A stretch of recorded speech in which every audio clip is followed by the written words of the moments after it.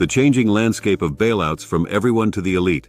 In the late 1990s, a hedge fund called Long-Term Capital Management, LTCM, became too aggressive and threatened the stability of the global financial system.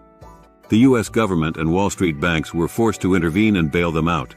This event marked the beginning of a series of bailouts and interventions by the Federal Reserve to stabilize the economy. However, recent developments suggest that future bailouts may be reserved only for the elite and politically connected. This video explores the evolution of bailouts and the implications for the average person. The evolution of bailouts.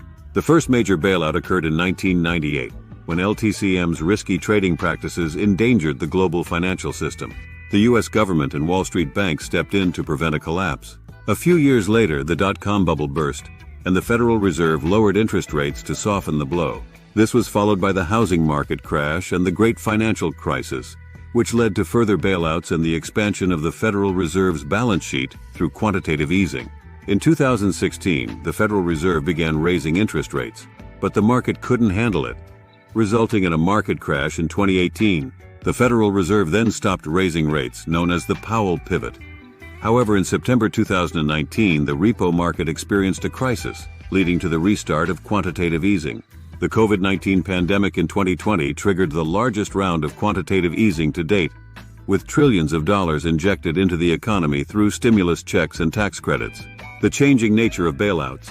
While previous bailouts were aimed at stabilizing the economy and helping banks and corporations, the recent bailouts have expanded to include everyone. However, the consequences of these bailouts have led to a surge in inflation. The official rate of inflation reached multi-decade highs, causing concerns about the sustainability of future bailouts. The Bank Term Funding Program. One significant development in the bailout landscape is the Bank Term Funding Program, BTFP. This program allows banks to sell their underwater U.S. Treasuries to the Federal Reserve at full price. By doing so, banks can avoid selling these assets on the open market at a lower price, preventing a further decline in the value of treasuries. Implications for the average person. The recent bailouts and the introduction of the BTFP indicate a shift in the nature of bailouts.